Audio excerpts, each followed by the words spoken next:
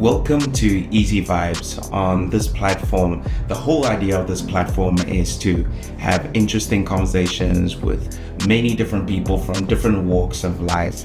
And in this episode, I had the privilege of having a conversation with Asalya. I hope I'm saying her name right because she will burn down my house if I did not say it correctly.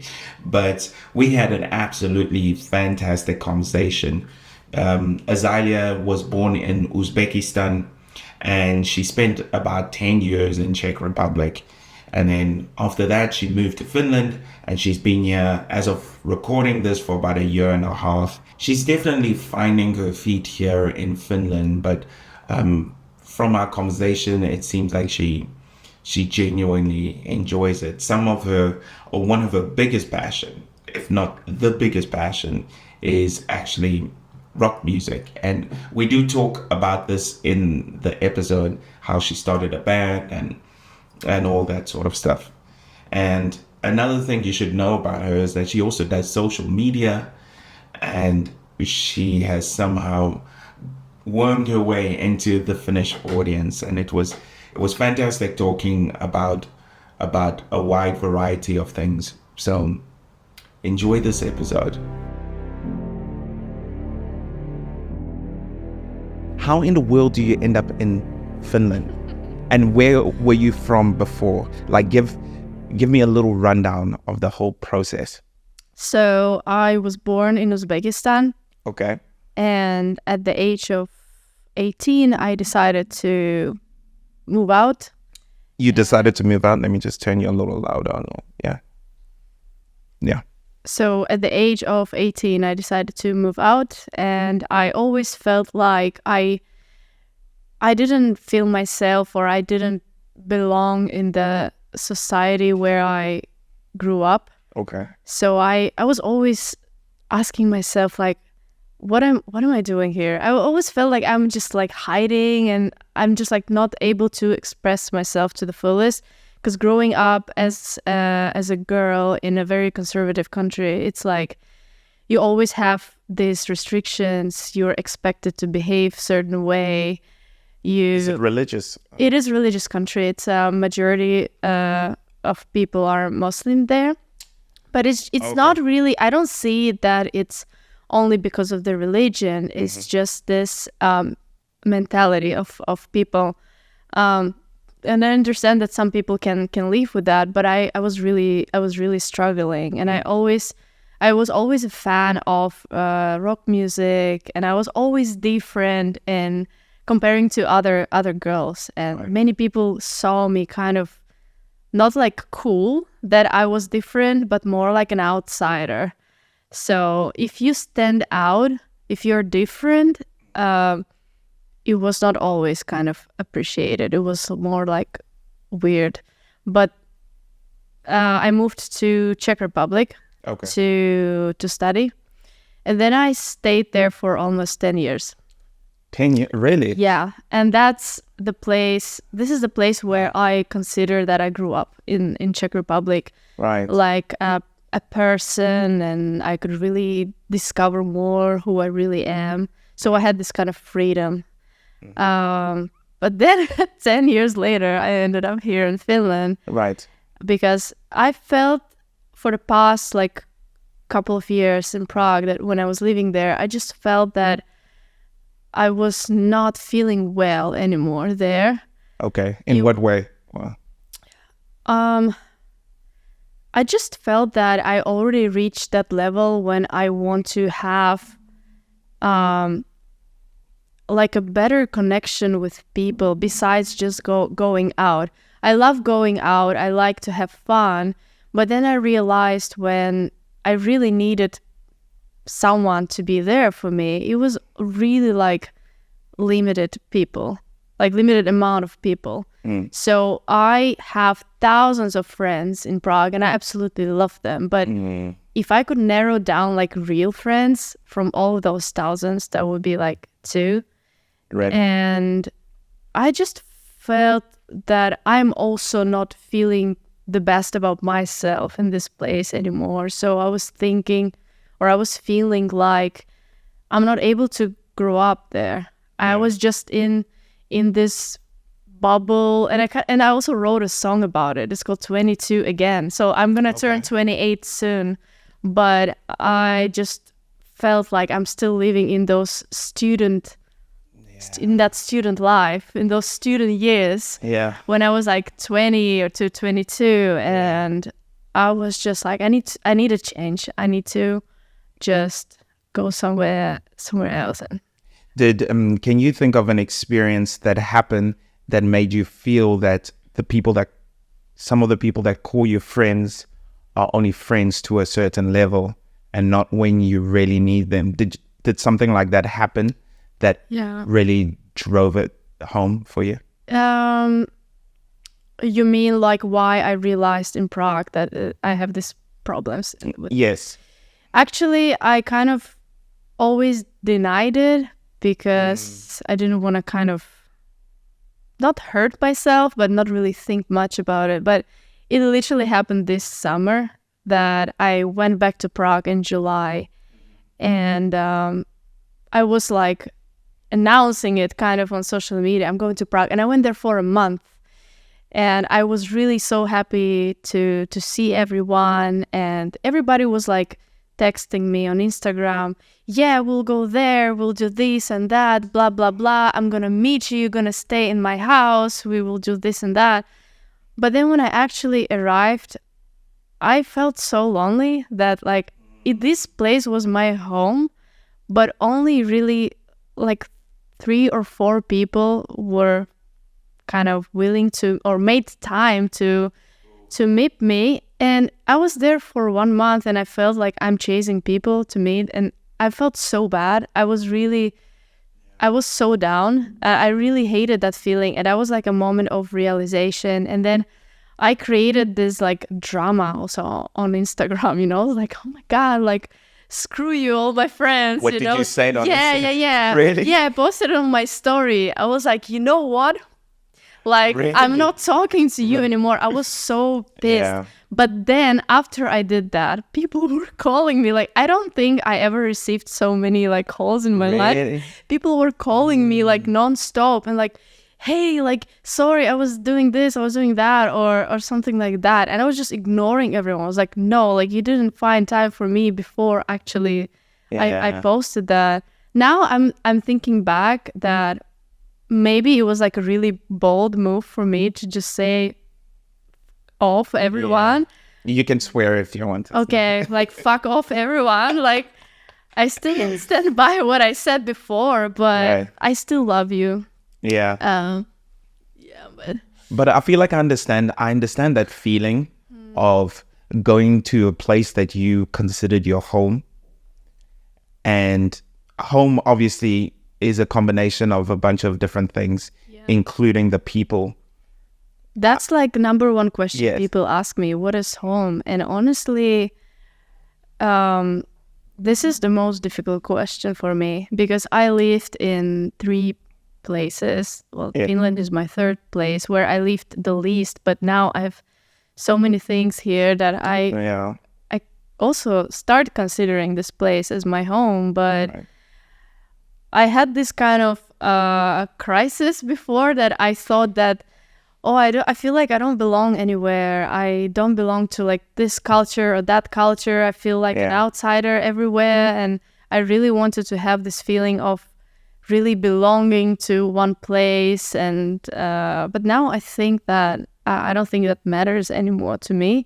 What matters is that I really enjoy living where I live. But I would still say that Prague is like more my home than any other place where I lived, but Finland is slowly becoming this place. Why is that?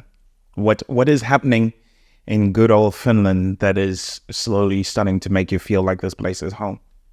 I think the main thing that really I always look forward to when I travel and when I come back to Finland is my band, and I think these guys really like make me feel so attached to this place. And I don't know, like I feel so much better like when I'm with them and when I make music. So I think they kind of make this this place home also. Tell me a little bit about the whole band thing. Yeah. So wait, I'm trying to remember. So how long have you been doing music? And when and how did you just, because I swear, just out of the blue, out of nowhere, you're like, I've got a band. And I was like, oh, you actually play music and stuff? Like, what's the vibe? It was my dream my whole life. I had a band when I was in school. So it all started there. My dad was a musician, and he inspired me a lot. He was also a rock musician, so I was always going to his gigs, and I really, really started liking music because of him. And then I started writing music when I was, I don't know, like 16. You're also a musician. I don't know, like if you look back to the lyrics that you wrote when you were like 15 or 16, it's so cringe. And I'm like, I just want to tear it down, like, and throw it away. Was it all love songs? It was weird. Like, it was not. My brother found like this little book of songs that I wrote when I was 16, literally like last year. And then I opened it and I was like, what the hell was happening with me during those times? It was not even love. It was something weird. I don't know. What, you're making it sound like you're a part of some sort of cult or something. And I had my own cult in my head, it seems. I have no idea, but basically I was writing from very early age, and writing songs for me was something that I could really express myself and talk about things that I could never talk about at home or in the place where I grew up or with my friends, you know. So it was literally like letting it all out from the bottom of my heart and my soul. And I always knew that my dream is to be a musician. So that's your actual dream? That was my childhood dream. But unfortunately, where I grew up, being a musician is considered something like you're not gonna make much money from it and everything. It's just not worth the effort. And then when I moved to Czech Republic, I started going a lot to the gigs of different bands that I had no access going to the concerts in Uzbekistan. Like, nobody ever goes there. Like, no one even know this place. Now people know because of social media and travel blogs, people go there. But no bands really go there, like foreign bands. And for me... Like almost nothing? Enrique Iglesias went there like a couple of years ago. Mostly like the bands from post-Soviet countries go there. But then when I moved to Prague, I started going to the gigs. Right. And I was so inspired and I was writing even more, but I just didn't know where to start my career as a musician. And I tried to form a band there, but I failed. It was either the guys that had completely different genre, or we just didn't vibe. So it took me 10 years. Then I came to Finland, and I already kind of buried this dream. I wanted to start selling all the songs that I wrote, and that was like a book of songs. What language are the songs in? English. Oh, in English. Okay. Yeah. So I was already reaching out to people, asking how I can sell this stuff. And then one guy that I was talking to, he said, why do you want to sell it? Try to do it on your own. Try to just push yourself and become a musician. I was like, I don't know. I just don't know where to start. And then I was at some like dancing event, and there was this guy I was talking to, and we were just casually talking like, what do you like to do for life and everything. And I said, well, I had this dream to become a musician, right? But now I'm not sure about it. And he just said, just fucking do it. Yeah. And I was like, yeah, I'll just fucking do that. And it's just like these 3 words, and just pushed me really. Like before, people were like, "Oh, just try," but he was like, "Just fucking do it. Like, stop messing around. Like, Right. just try. Just go for it." And then I don't know. It happened so quick. It was like a matter of weeks. I put a band together. I found the guys from the place where I work that they were like jamming casually in the office. Wait, that's how you met them? Yeah, and I just found out nice. about. I just stole them from my company band. I was like, "Oh, I like how you play. Do you wanna like form a band?"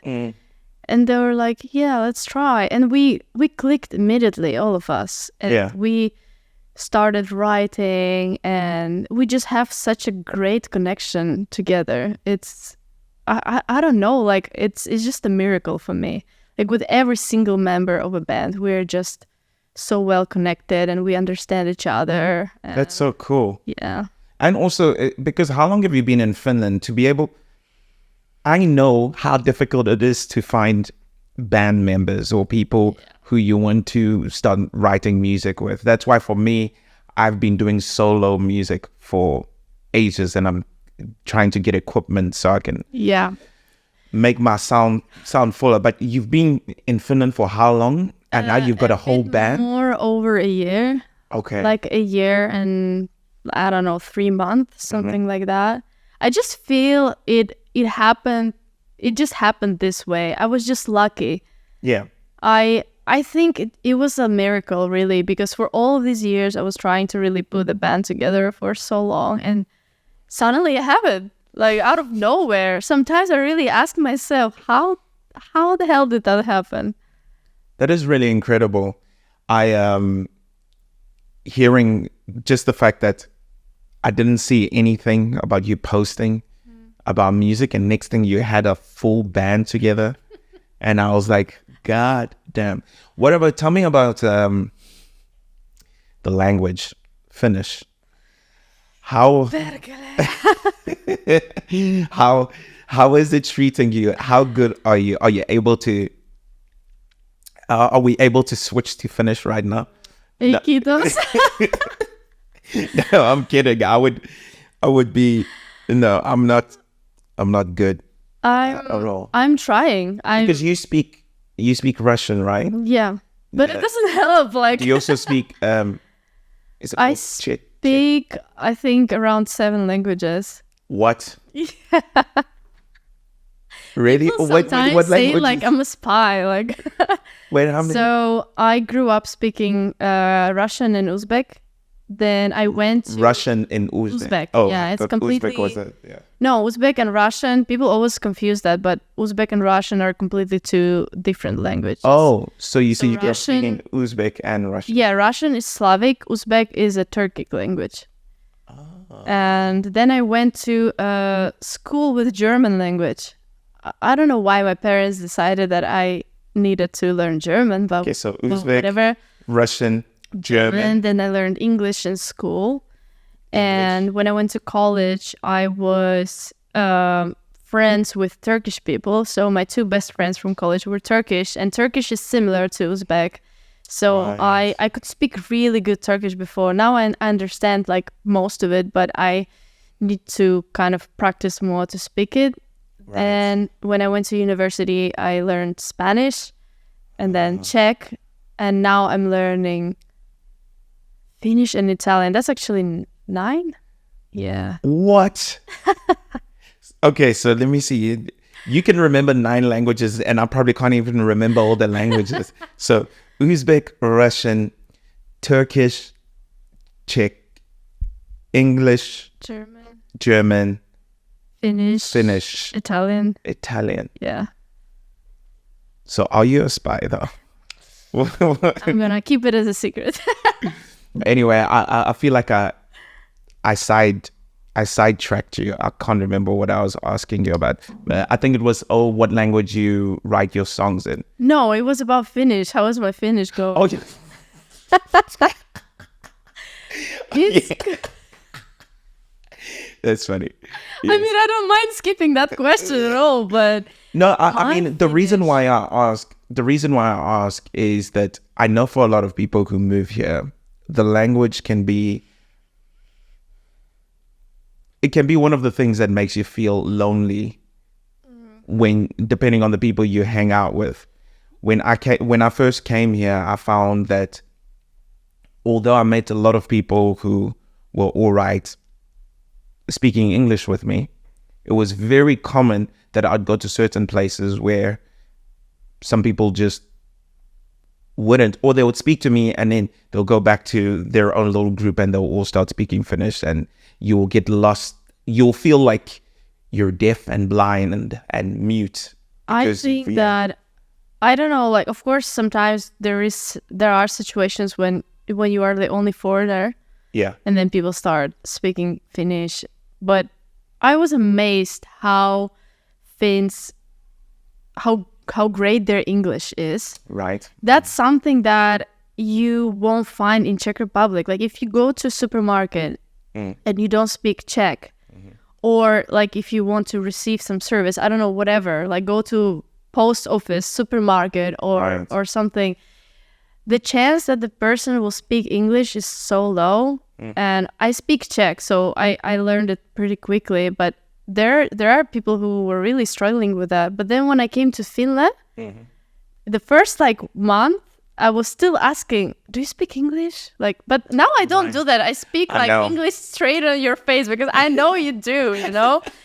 And it's amazing. And I never had this situation that a person couldn't respond in English. And I'm really amazed, but it doesn't stop me from learning Finnish. I was always like saying to everyone that if you move to a country and you plan to stay there for some time, you should learn the language. Yeah. I feel like that's how you integrate. And I really don't understand people who live for years in a foreign country and they don't speak anything, like zero. I really don't get it. And I kind of feel in a way that it's disrespectful that you just don't even try. Understand that sometimes it's difficult. For me, it's difficult. Finnish doesn't sound similar to any of those like 8 languages that I know, like zero. It was the first actually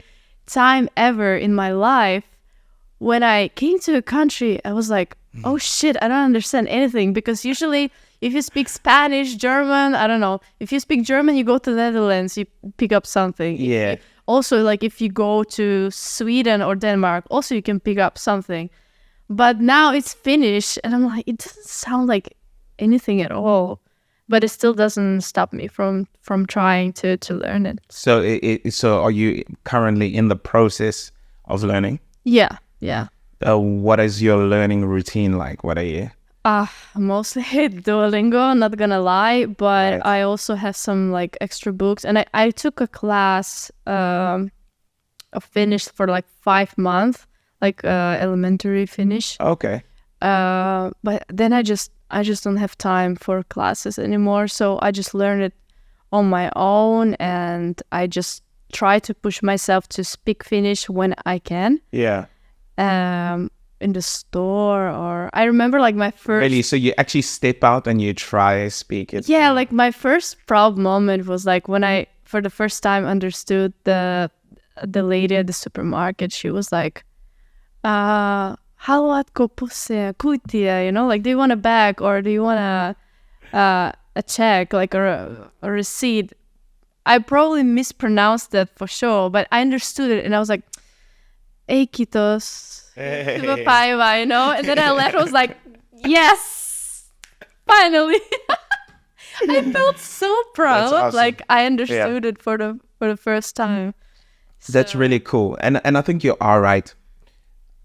For me, it was kind of weird because when I first arrived here, I didn't want to live here. My plan was to be here for just a little bit of time and then travel somewhere else because in my head, I was like, what is Finland even?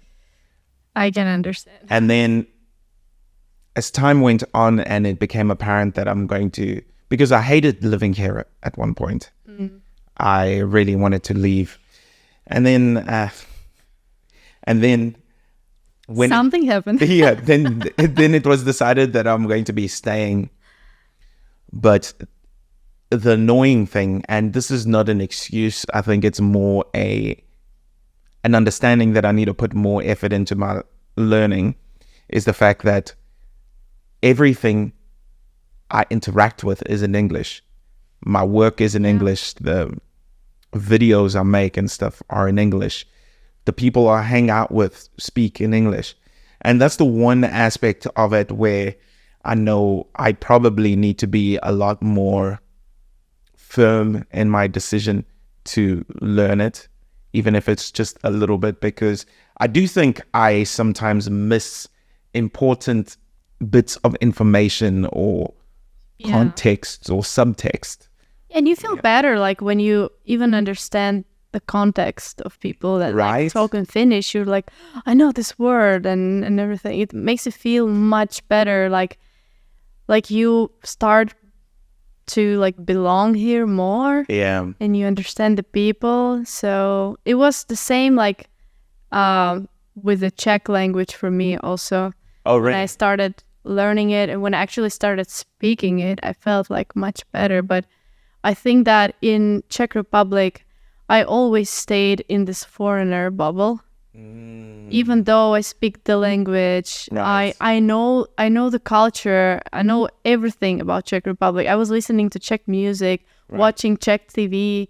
So yeah, but I always only hanged out with foreigners. Of course, I have like a couple of Czech friends, but I think, yeah, I don't know if I can call it like I don't think I failed to integrate because I know everything. I speak the language. I know Prague like I never use Google Maps there. Like if you tell me this is where I live, I go there. I know where it is. I don't need to check like maps where it is. Yeah.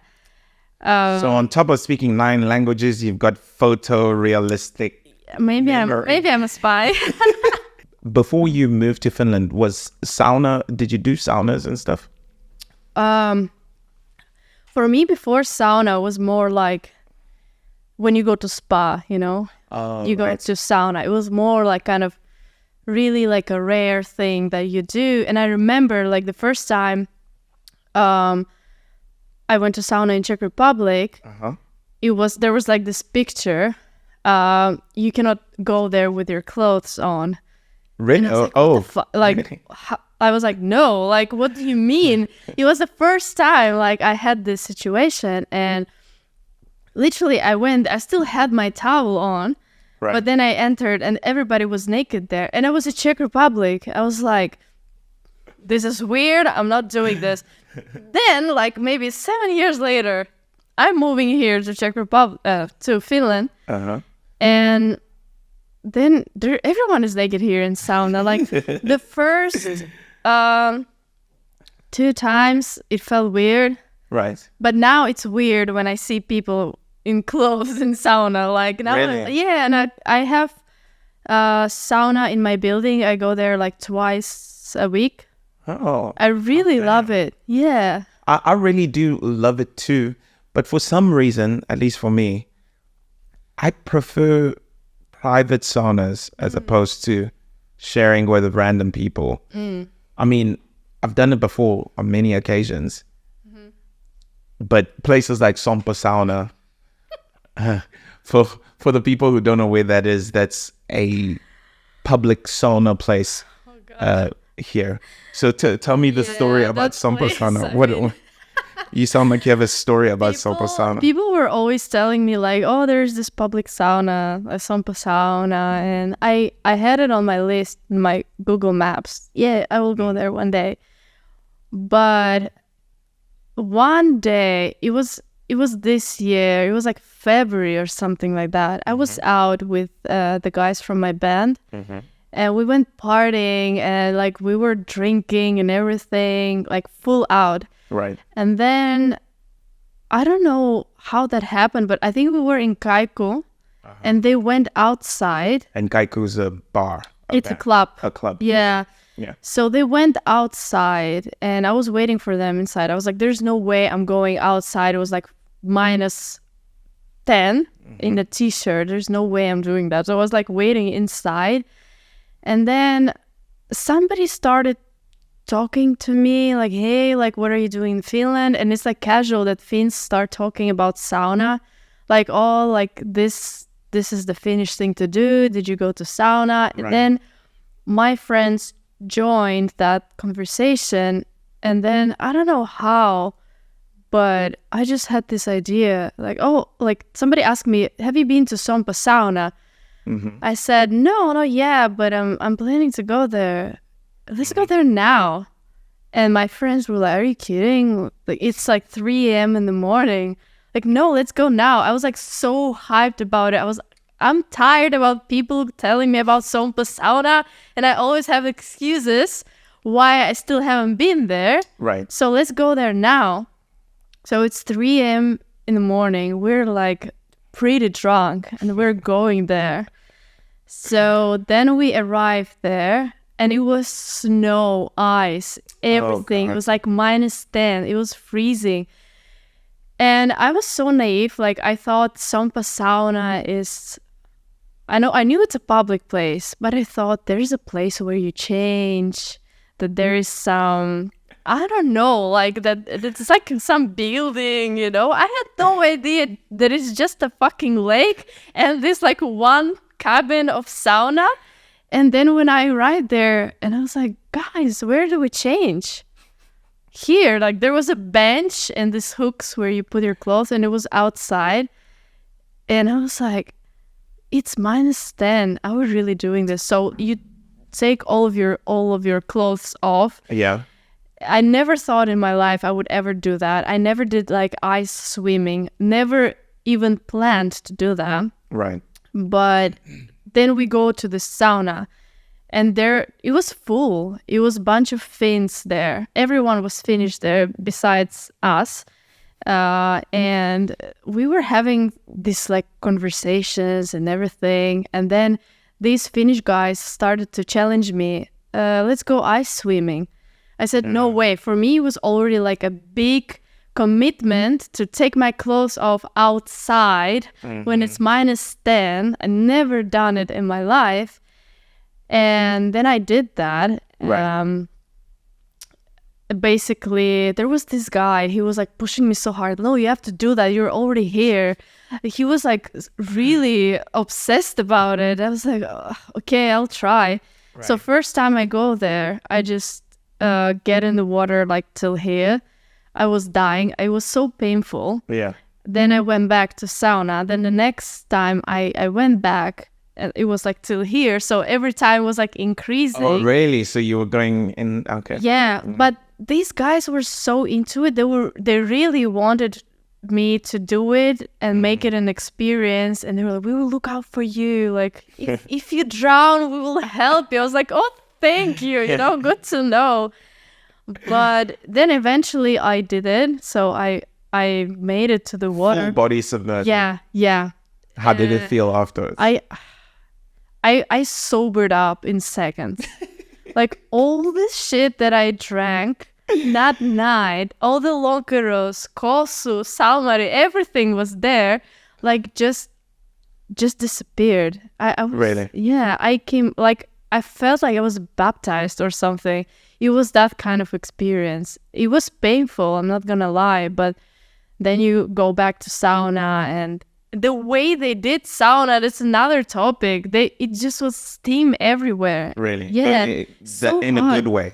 You mean it was too hot? It was too hot. I'm not used to it. Yeah. Oh yeah, because they're in Sompa sauna, for those who don't know, in Sompa sauna there's a few different saunas in this area, and each are varying degrees of heat. Yeah. You get like the lighter one, and then you get the hotter. Yeah, that was the hardest one. Oh.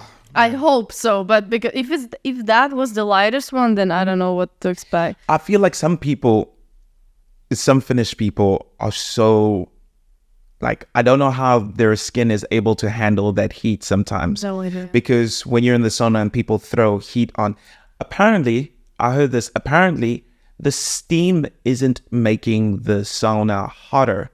The steam is just adding more particles where the heat can transfer onto your skin. So basically the heat is the same, but the more water you put on, the more water vapor that gets created, then the hotter it feels to you. It's not that it's actually getting hotter. Okay. And for me in Sompa sauna when I went, and no, I did not. I was wearing shorts. Oh, okay. There was several people, at least on this particular day. Yeah. There was a bunch of people who were wearing clothes. There is a twist in that story. Oh, okay. What is the twist?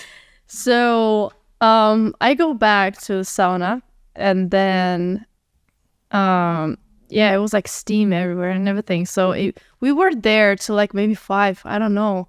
Really? I don't even know how long we were there. But then basically, I'm just telling to my friends, I'm done. Like I want to eat. I was so hungry. Let's go to McDonald's. Right. So then we go to It's not food. I'm checking. Yeah.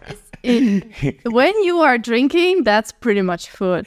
Fair. Yeah. Fair. But we go back to this bench where we left our clothes. So I start putting on my clothes and everything. So I put like everything like on the top and everything. And then I'm like, there's something missing. Or I thought like maybe I dropped it. So I put the flash on my phone and I start searching. And my friends are asking me like, what are you looking for? I was like, guys, are you kidding me? Where are my pants? And they Wait, like pants, like your actual... No, underwear. Oh, right. Yeah. Yeah. And now I know my guys, like they would never mess with me like that. I was Right. like, that's not funny. Like where is it? Like Right. it's too cold. Like I just wanna like put everything on and just like Oof. get the hell out of there. Somebody stole it. What? My panties. Are you being serious? I went home with my ass freezing and I had the thinnest like trousers ever. And who steals I underwear? don't even want to know. Like it was just one of those things. I don't know. Definitely not my friends. They would never do that. But yeah, Oh, we no, searched everywhere. Really? Yeah. So I went back home with my Kind of weird. ass freezing, and it was really weird. Wow. Yeah, and it was quite an experience. I was like, I was not even angry. I was just like, I want to get out of here. I just like want to be something warm, you know? It sounds like one of those things, you know, when something happens that is just so inconvenient. Yeah, Where you- that was a freaking inconvenient situation. That was. So if you are that thin who did that, Not good. you better not bump into me like never. No, but the whole sauna thing, I decided to go ice swimming on my own. At one point, I went to this one place in Helsinki. I forgot. I the saw name. the video you posted. Yeah. About that, yeah. And there's something about that sauna culture that I really love. Like, excuse me, several things. I think the first thing is just the heck. It's a cider. I also feel like this, like when you talk, I'm like, Yeah, it's just perfect the whole time. God damn. it's the Relax, bro. coffee. It's the coffee. Yeah. But there's something about that whole sauna culture that is just so beautiful. I don't know what it is for me, where you go in and usually when you're in there, everyone in the sauna with you is quite happy to talk, or if you do end up talking, or everyone is just really chill. It seems to be And naked. and naked, yes. It seems to be pretty sacred in a way. And then when you go out into the water, for me, the best way I can describe it is my body really doesn't want to do it. Every cell in my body is screaming You against have me. to force yourself. It's like, don't do this. This is the stupidest thing. Why are you going to go in there? And then when you go in, because there is a video of me stepping in.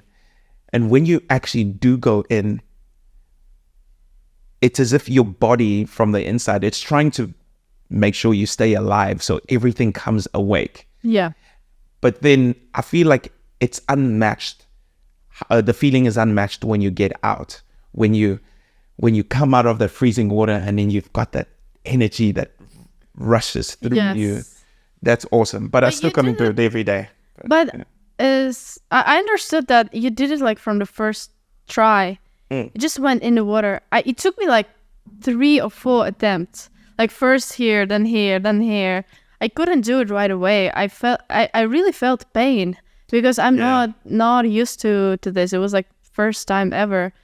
But yeah, I feel like it really gives you energy afterwards. It does. I do think my scenario was a little different because the sauna place, my social media was slowly starting to grow at that point. And I sent them a message. I said, get me in for free and I will film my experience and I'll put it for the world to see. And then they agreed. So I had the camera rolling before going in. I know it sounds kind of funny because it makes me sound like I'm just doing it for clout, but no, it's more pressure. Because I want to be able to look back at that video and say, I did it the first time. And for a while now, like I do cold showers in the morning. So, but the one thing I learned about the cold showers is to just accept that this is happening. I treat it like a ball rolling down a hill where no matter what I'm feeling on the inside, this is happening. Yeah, like me in cold shower, I had this story that, yes, I did ice bathing, but I'm not there to take cold showers in the morning. And I was once visiting my friend in Germany, and he takes those cold showers in the morning. He was like, oh, I started doing this. It's so amazing. It gives you so much energy and everything. I was like, I'm not doing this. I was like, he was convincing me so much. And then I go showering and this guy turns off hot water and I just like have like a cold water pouring on me. God. I was so mad. Like I was just like, I'm not doing, and I was like, I had shampoo in my head. It's not like I can just like stop and go. I just like had to go through it. Yeah, no. It was the worst experience ever. I was so mad. That's not cool. A part of the process of doing cold showers is the fact that you mentally prepare yourself and you accept it, right? So the only reason and I'm going to be honest with you, the only reason why I do it is there are parts of me that I know are so lazy. I genuinely can be the laziest person on the planet. I can feel that I just want to be lazy. So getting up in the morning and doing something like a cold shower, like I'll work out at home and getting into a cold shower, I'm doing the one thing I really don't want to do in the morning. And by breaking that barrier, I give myself a little bit of a chance to actually get some stuff done. For me, it's so opposite. Like, I actually sometimes force myself to be lazy. Really? Yeah. Can I have some of that, please? It's horrible. It's horrible, really. I actually learned, started like kind of learning this year how to be lazy. Really? Because since my childhood, I was brought up in the way that you always have to do something, you always have to be productive. And any kid that grew up in a Slavic or country from like post-Soviet countries can totally relate to that. Yeah, like you always had to be productive. If you don't do anything, that means like you're useless. You're just like wasting your time. Right. What do you mean by productive? What is the definition of productive? So you had to do like sports is good, of course, but there was always expectations that you had to achieve something in your sports. You had to study always. Like you always had to work on something. So if you have like a one day that you don't do something. It was always like you are just, I don't know, not wasting your time, but it was always like kind of this, you have to work and always do that. And that's kind of, it's still kind of with me. I do a million things. I work, I dance, I have a band, I have to manage my social media, and only now I really start to like, okay, stop and really try to pick something that you like the most. And it's okay if there is a day that you don't feel like doing anything, it's okay. Maybe you're just tired, or maybe you just don't feel like doing something. And I learned not to feel guilty for that, because before, if I would just stay in the bed all day or just at home not doing anything, I felt like it's another day wasted. I didn't achieve anything today. So I learned to be lazy sometimes. Right. So yeah, like now if I'm on the couch and I just, I don't know, watch a TV or something, I don't feel guilty anymore about that. Right. Yeah. That is an important lesson, and it makes sense. I think for me, what's the best way to put this? You know, when someone explains to you how they became a professional musician, it sounds like this linear story where they weren't good and then they become really good at one point, whatever. For me, when it comes to my life in general, I feel like I can zoom out a lot of the time and see a linear path. Say, I started social media on this day, and now I've got followers and whatnot. But in practice, the day-to-day work of it, I don't feel like I've been working super hard. I'm always constantly battling with myself, and because I try and post once a day. Post a lot. Yeah, I do. So there will be times when I don't feel like I am being super, what's the word? When you wanting to do Productive. stuff. Yeah, productive. Yeah. There are times when, I don't feel super productive. It's just something I need to do and I have to get through it. And so I can look back and be like, hey, I actually got things done. But in the moment, I feel very guilty for not wanting to do the stuff. So I do end up doing stuff, but I feel like I'm constantly wrestling with this idea of feeling like I'm lazy. I feel like I should be more. Do you focused. consider social media as your work? I think in a way every content creator has this. Why don't you answer that question first? Do you view it as your work? I started, like, the whole social media thing in Finland happened super random. Oh, tell me about that, because you had a video that went viral, right? Yeah, like I didn't expect it to be, like, I didn't have a goal like I'm gonna become TikToker or whatever. Right.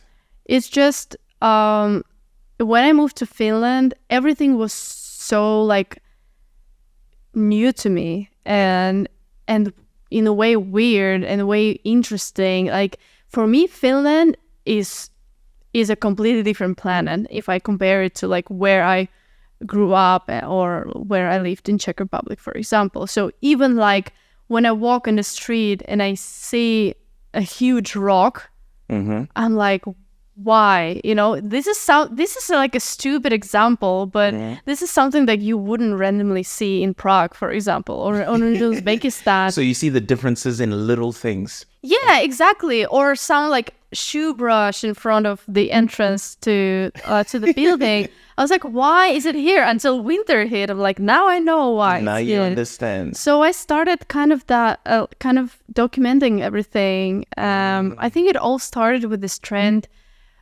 things that make sense. This I think I know what you're the talking Italian one, the sound, and yes. basically it started with things that only happen in Finland, for example, or things that make sense in Finnish neighborhood. And then I filmed this like shoe brush, then the random like huge rock that looks like the asteroid. I don't know. So just like normal. Yeah, like for things. Finns it's normal. For me, it's like super weird. And then I started kind of documenting my experience, and I started getting this following, and I really got into it. And Finnish people really like to see a different perspective Right. from foreigners, and they always ask questions. They're so curious, and even sometimes I talk about some things that they usually like wouldn't notice in like their normal life, because that's how Right. they grew up. But for me, it's crazy. So that's how it all started. But I try not to get too obsessed with social media. So if I have an idea, or if I see something that I can talk about or compare to something, I do that.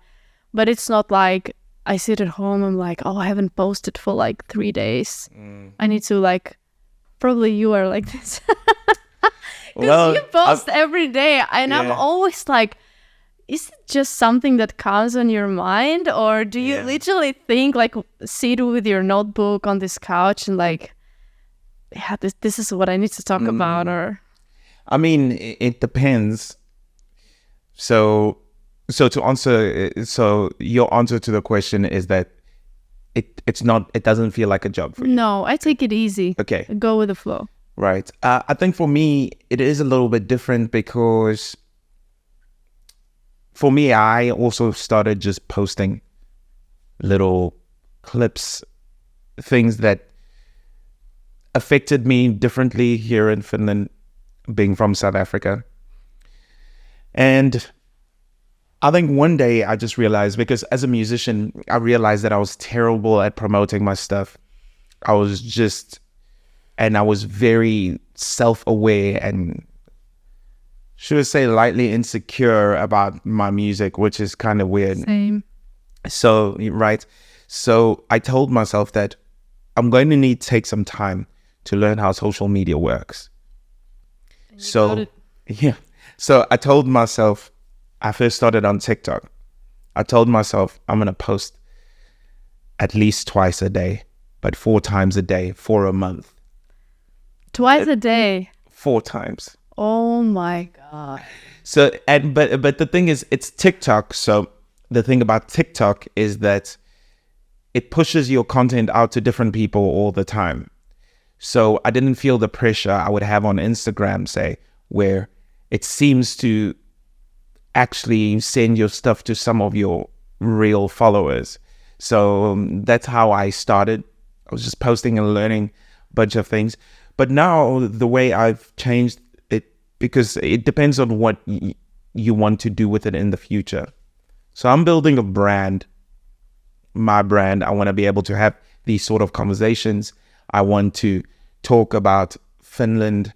I also talk philosophy. I talk history, politics, a mixture of a bunch of things. Yeah, the book over there. A mixture of a bunch of things, you know. So the reason why I'm able to post so consistently, though I did not post today as of the recording of this video, it's terrible. But the reason why I'm able to do that is that number one, I write out ideas whenever I get them. I've got a notebook. I'll jot down and I'm the same, yeah. Yeah.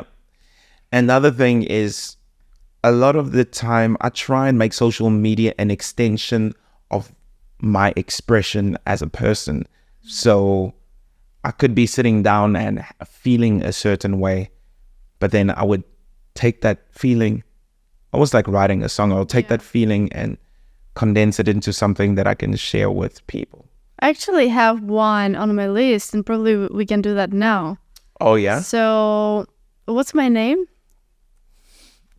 Asalya, why? How was it? Asalya? Okay, it's better, because the first time... Eliza. Eliza, or yeah, like I have so many names in Finland, and I literally like wrote it down yesterday. You put me on the spot there. I was like, oh shit.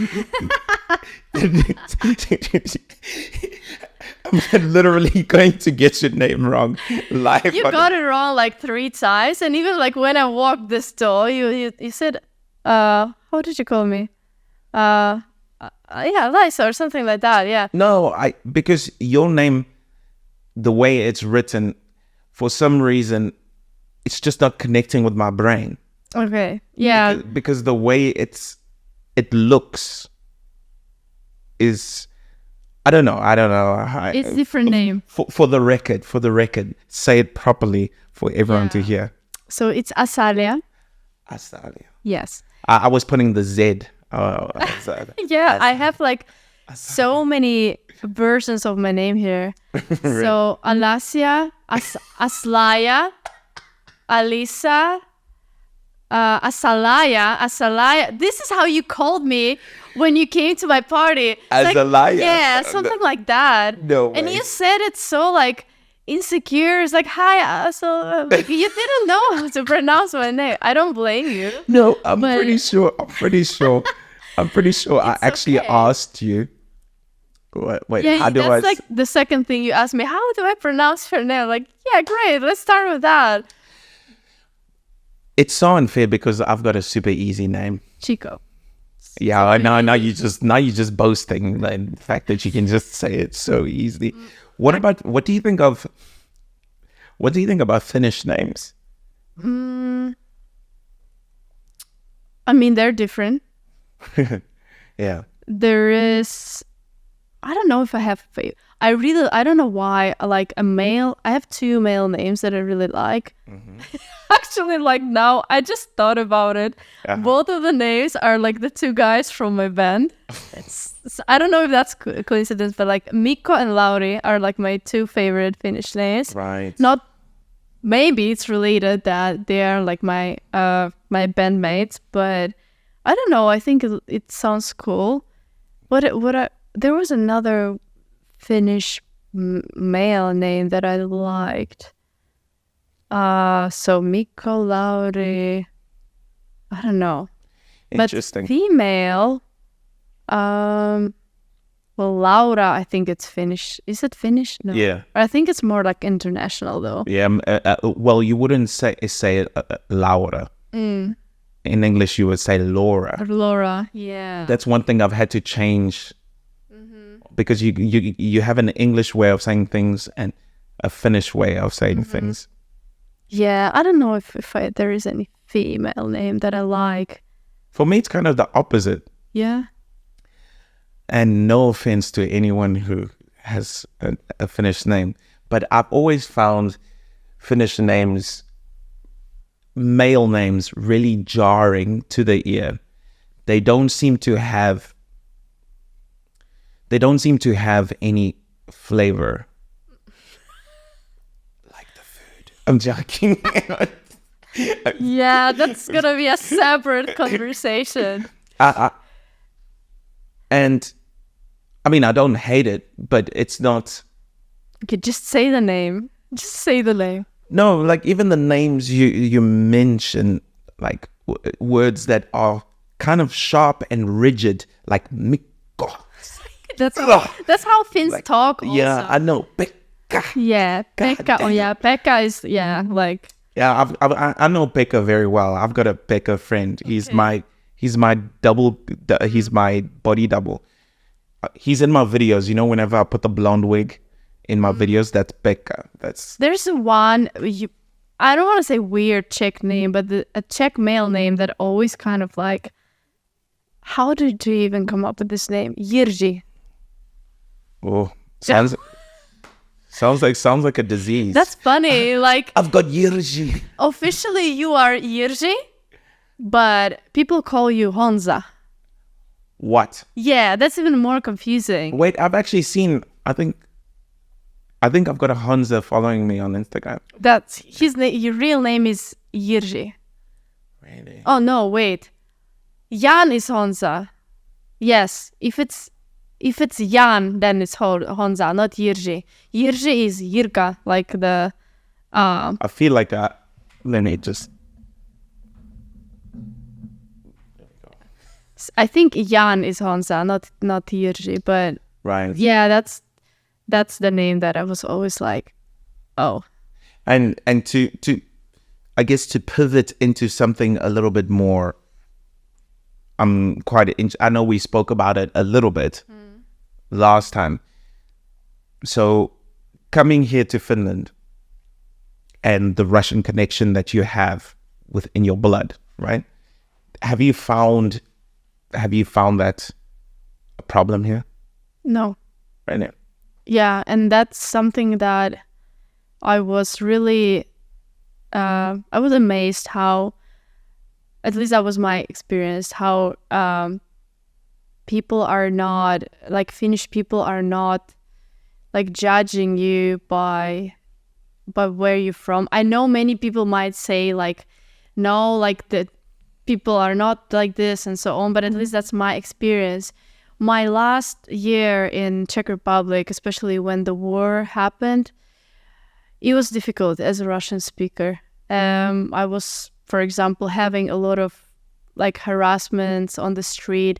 I was walking and talking to my mom on the phone in Russian, and there were people screaming at me like, go back to Russia, even though I'm not from Russia. Like I just have like roots from Russia, from Russia, and people were calling me daughter of Stalin, daughter of Putin, and I was really scared speaking Russian. And it's even weird because in my like blood or ancestry, I have more like Ukrainian blood than Russian, and I spent a lot of time in Ukraine growing up because my grandma is from Ukraine, so I spent a lot of time in Kiev, Odessa, Dnieper, like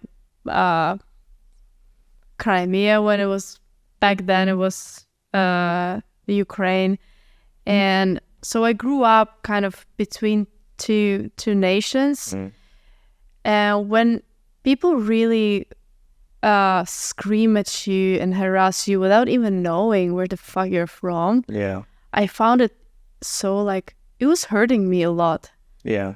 And I actually lost a friend because of war. Not because he or she died. It's just I had this Russian friend from my university, and we were really close. Yeah. We were hanging out a lot. We were like best friends. And the moment war happened, she just blocked me everywhere.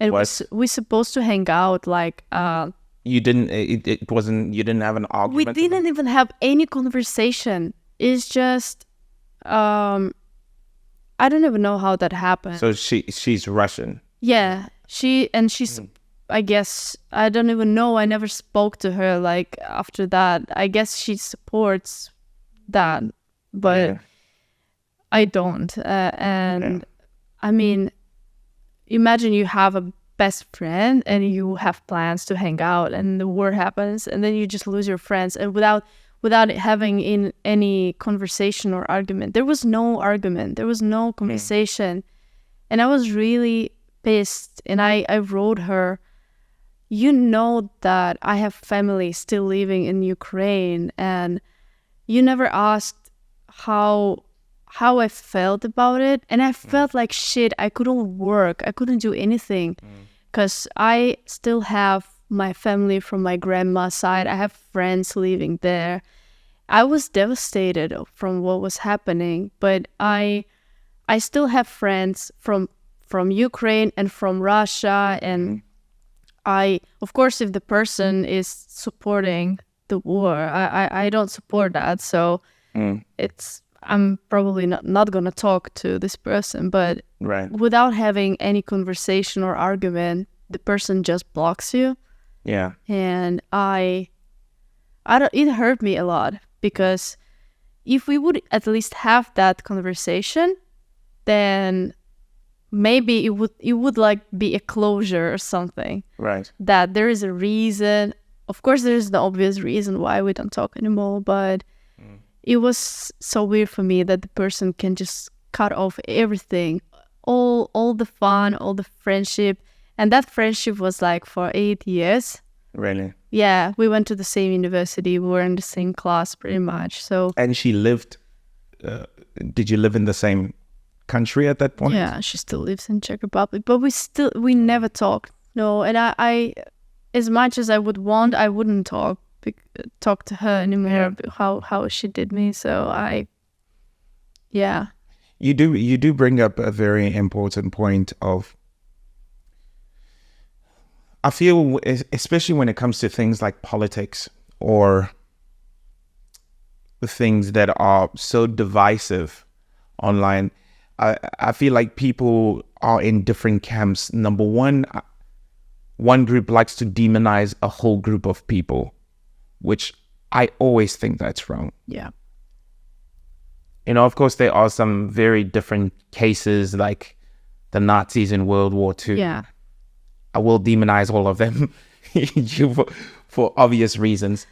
But when it comes to, like, I've kept my commentary on the war very low simply because I don't understand all the very little details and things, you know. I think that talking about it is important, but if you don't kind of, I wouldn't basically judge you if you don't talk about it on your social media. Let's say if you don't take side or anything, I wouldn't tell you anything because you didn't grow up in any of these places. Like of course it affects everyone.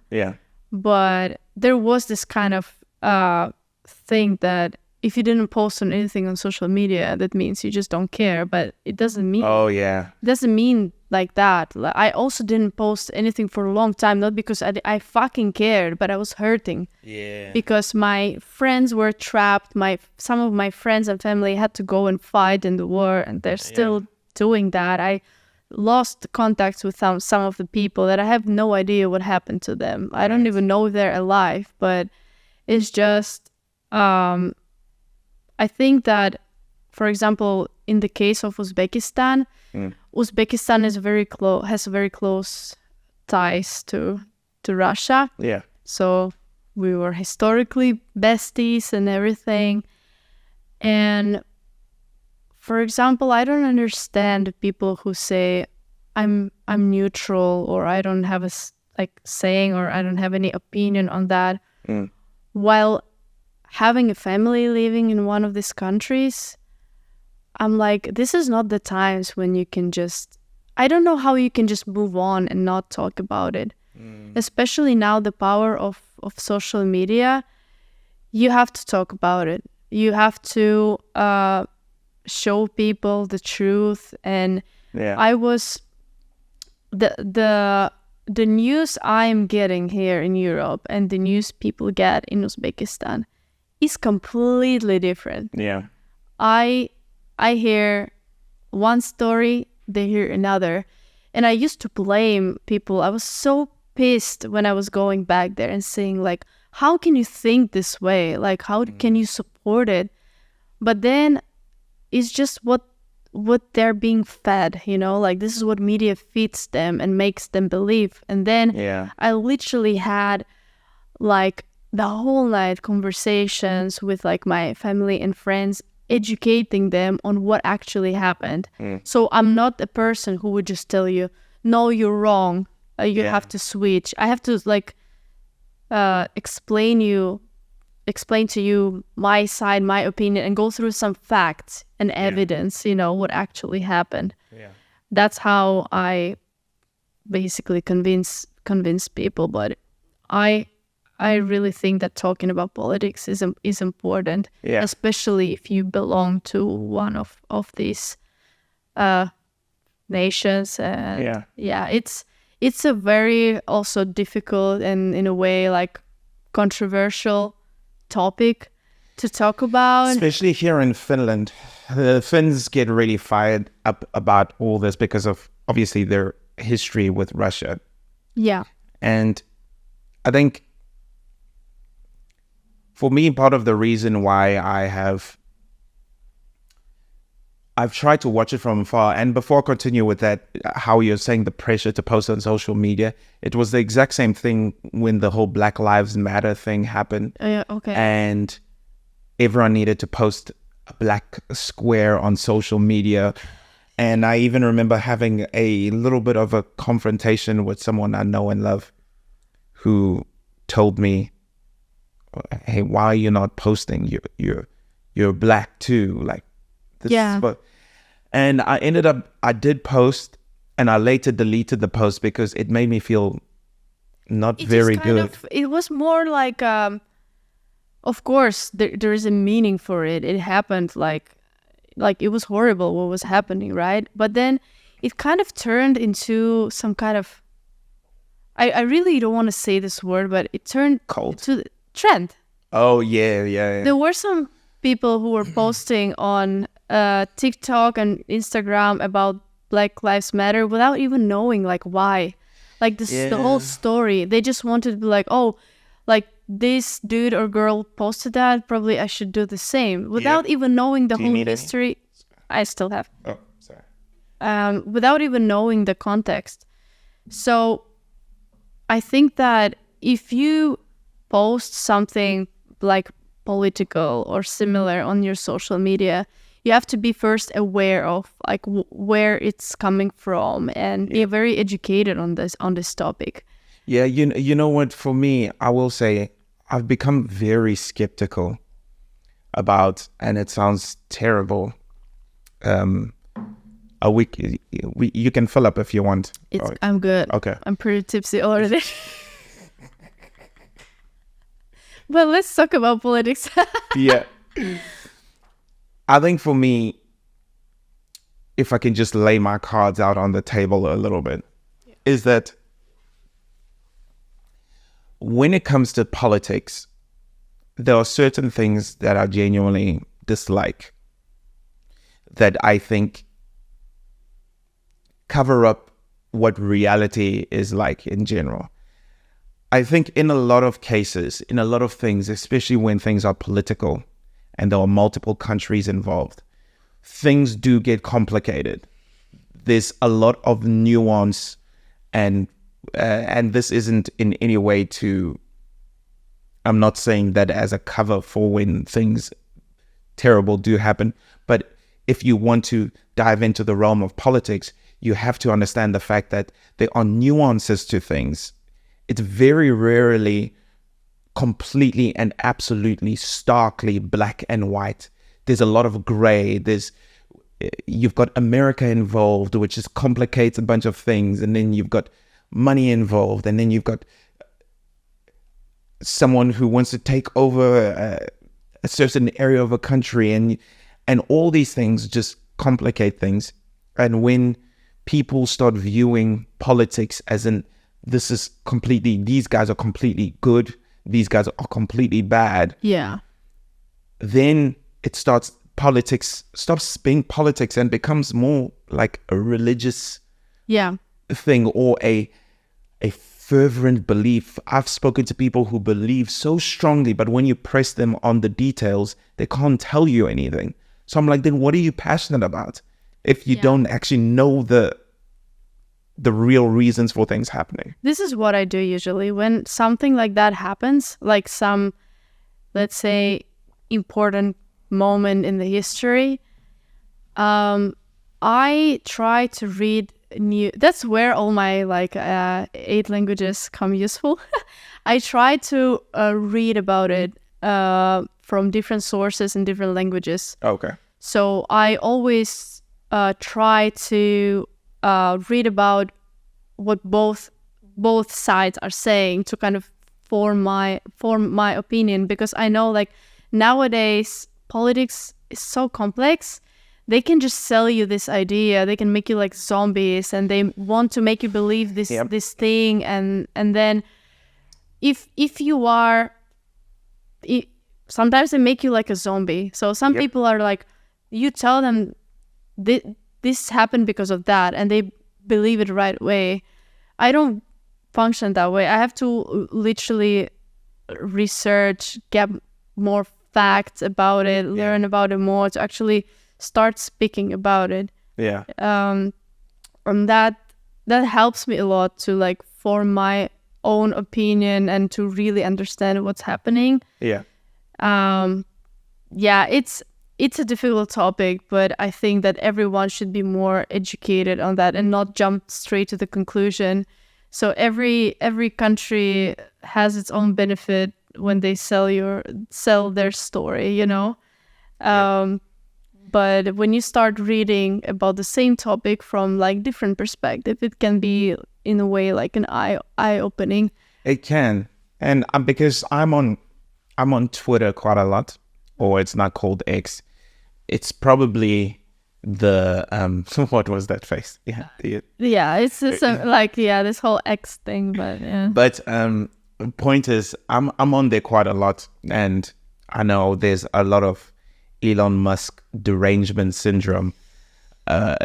People love to hate other people for things that aren't even true a lot of the time, but regardless, that can be something we can circle back to. But on there, I get news fresh all the time and from different perspectives, all at the same time. Like when things happen, and by the time they're on TikTok, someone had to film something and edit it and put it out. But on Twitter, it all just happens super quick. And I follow a bunch of different people from different political spectrums.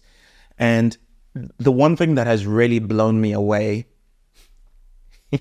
is the fact that I can read the same story from two different perspectives, and I'm blown away at just how different they represent both sides of their story. Where to this point now, I find it very difficult to trust what I hear. When I listen to mainstream media, I hear a certain thing.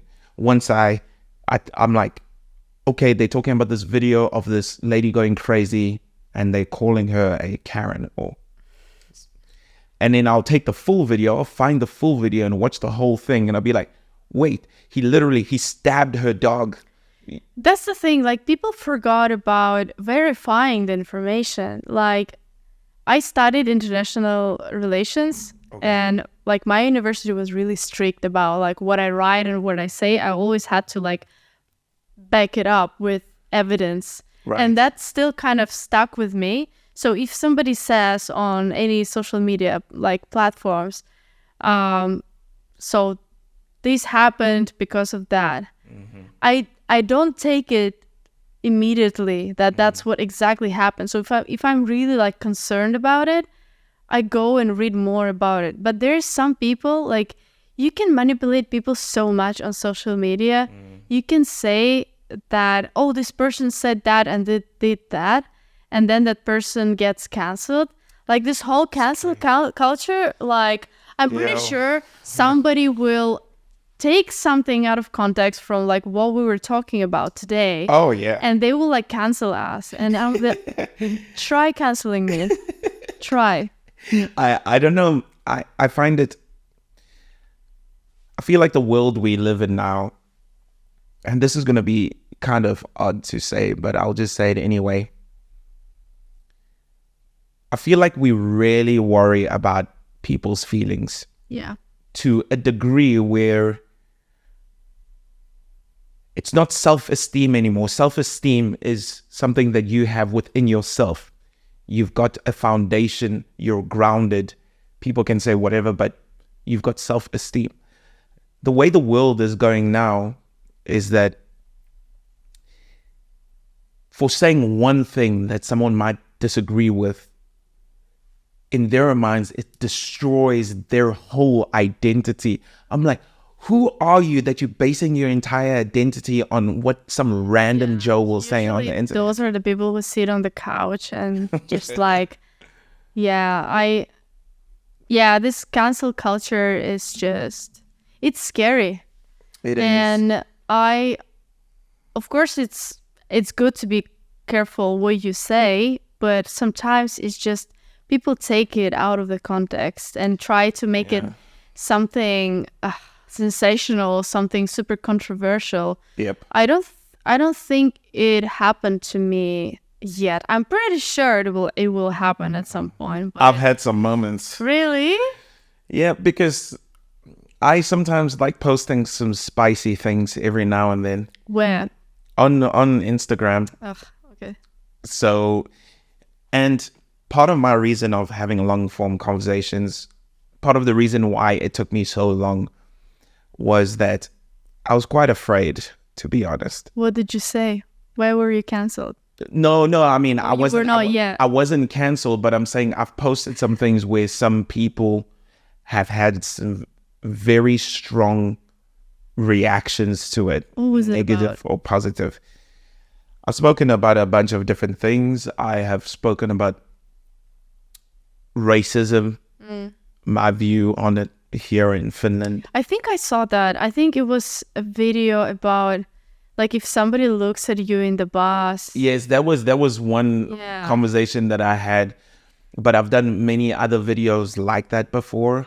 I think I had one video actually, but it came out of nowhere. I just went to this shop in Tripla, and it just has like all the Finnish things, like canned bear or like a reindeer sausage, something like that. Right. For me, it's weird. Like I never saw this stuff, and I made this video, and then these like things that make sense in Finland, but it was like weird. The title was like weird things that I found in Finland, and I was showing the canned bear. Then there So was canned bear, like bear the animal. yeah. You see, like for us it's weird, and people in the comments they're like, "I grew up eating bear like in Lapland." I was like, "Yeah, like That is weird. yeah." If you go to Uzbekistan and you see canned horse, you would be like, "Yeah, that's weird." Do you For guys us, have canned Yeah, horse? but for us it's like normal. But I didn't say that it's weird in a bad way. Did people get angry? Yeah, people were like, "Yeah, this is you're in my place and you call it weird. This is how I was like, oh my god, just fucking chill. I didn't say it in the wrong way. It's like it was the same when you tried this Uzbek cheese thing. Oh yeah. Maybe Like- I'll show a little video of that. Yeah, I know. Like for foreigners, it's disgusting. It's a weird taste, and you said like it tastes or smells like an ass. Like I wasn't offended. Like I know it's different, but Right. like I didn't tell you like, oh, you're like disrespectful. My whole family was laughing at that video. It's just like a different perspective. There are things that are weird to you because you grew up in a different planet. Right. And yeah, like same would be like for Finns that go to Uzbekistan, like they will find even more weird things that I would find here. So Yeah. I mean, I don't know, that cheese stuff that you gave me was very difficult to deal with. But to go back to the whole cancel culture stuff, I feel like my prescription is usually to teach people to be strong within themselves and I walk around life personally not expecting anything from anyone. I expect people to not want to be my friends. I don't say that like in a cynical way. I'm saying that if it turns out all my friends turn around and they're like, hey, we actually don't want to hang out with you, it will hurt. But a part of me has already accepted that could be a possibility. So I don't expect the world around me to, I guess, what's a to good like you or something. word? Yeah, to solidify my identity.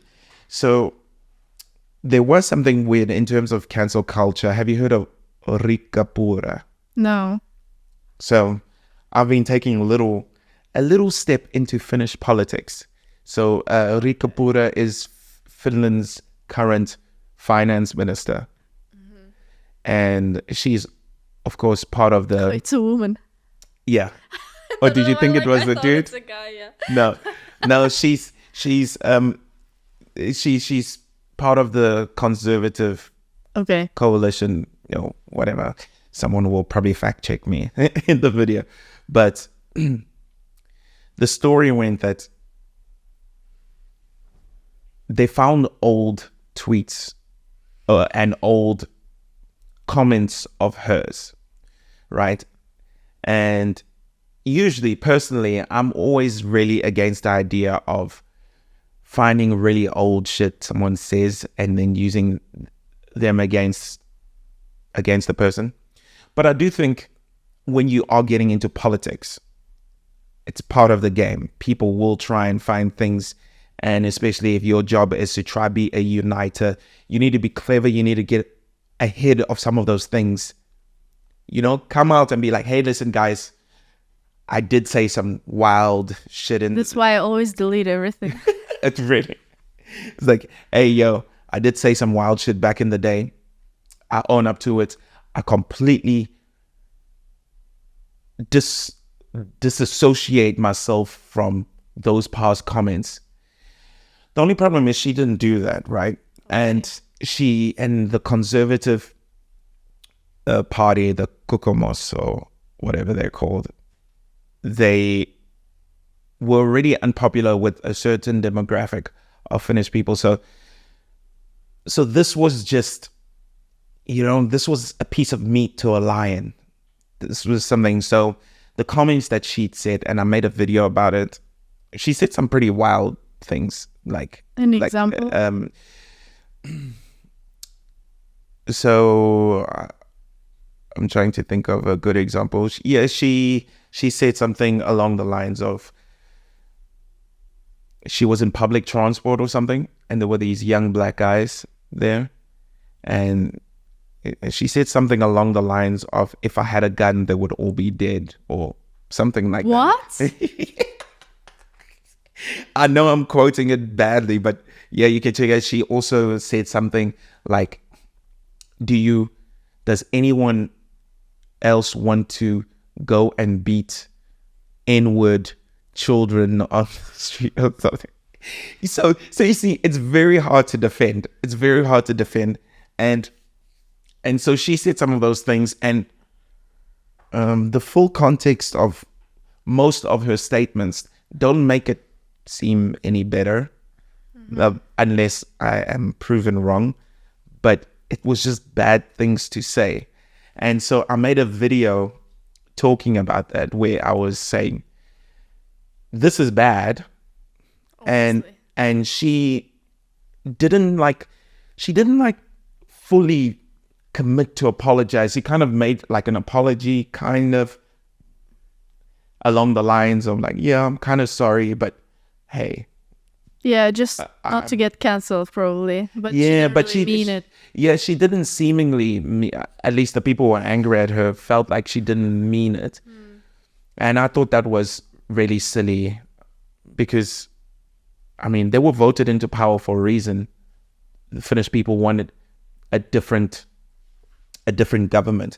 But then you have people who really defend her. And I'm saying, you don't have to agree with everything. Even if it's someone that you want in power, you can be like, yeah, that was messed up, but I'm still vibing with you. I don't know. I find the divisive nature of politics. This is really messed up. I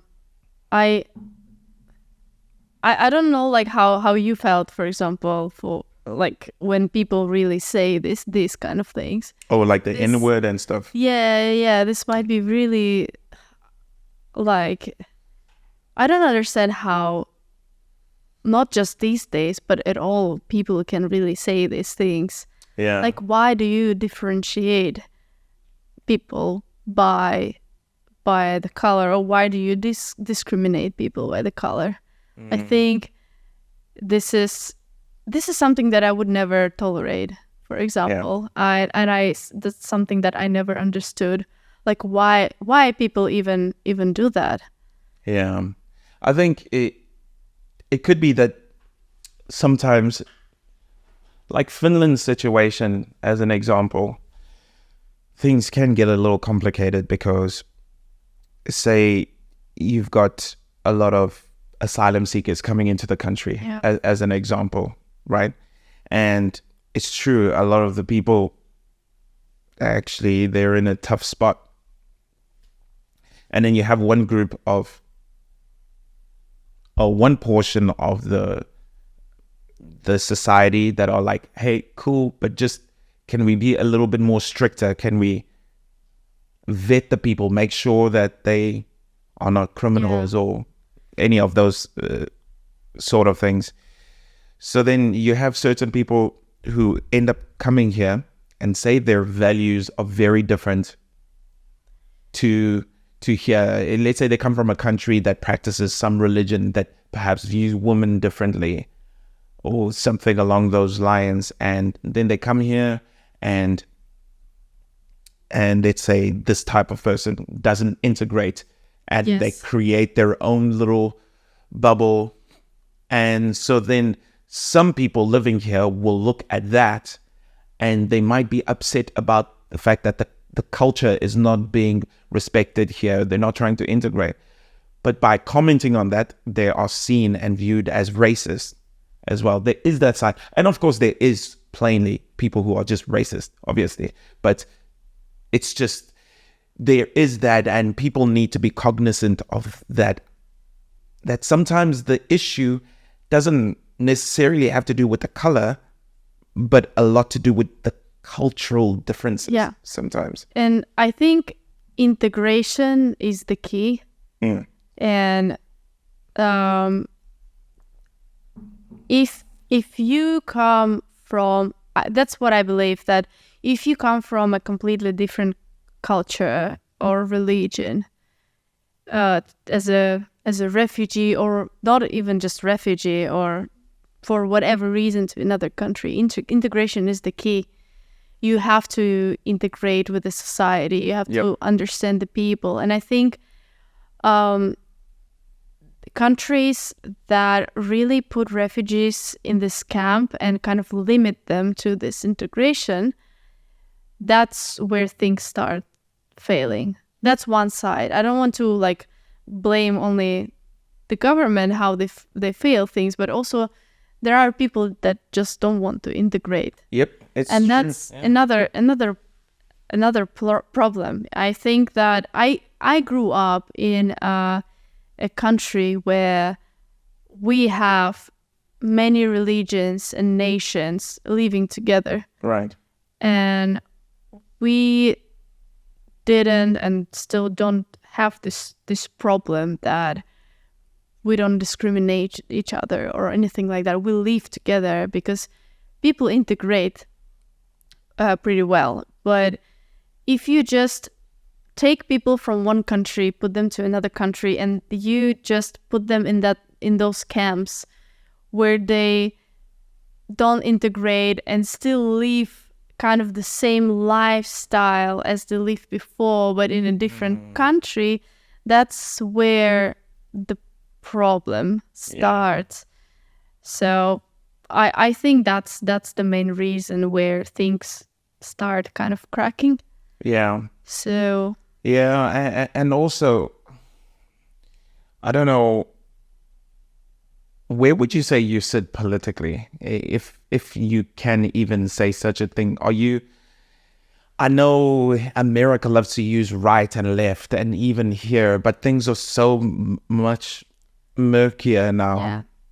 It's kind of difficult. Say, you seem, at least from speaking to you now, you seem to be someone who just wants to know what's the actual truth. And then make a decision off that, which everyone should be like that. Did I describe you right? I don't know. It's like the way I see politics right now, everything is so messed up right now. It is. And I really don't know who to believe. I think right now politics is a game, and it's a money game. I think before there was a distinct line between economics, finance, money, all the money stuff, and politics. It's all mixed. Now it's more about money. It's not even mixed. Right. It's just money. Right, fair. So sometimes we're sold some story just for the benefit of something. And it's I really don't know who to believe. And I know I'm kind of like deviating from the question, and like you asked me a direct question, like where do I stand in the politics? And I honestly I'm still figuring it out. Yeah. I'm just like so confused with everything what's happening right now. And I really don't want to be like, oh, this is like where I am now and then change. I really try to kind of form my own stand, you know? Yeah. But I definitely don't support any of the wars that are happening right now. I feel like it's so ridiculous that I feel like we are going backwards to like few centuries where people fight for territories and for resources and everything, and I just find it ridiculous. Yeah, and I think I do agree with you. I also don't know who to trust most of the time, and for certain things, especially for certain subjects in particular, like for example with the war happening and stuff.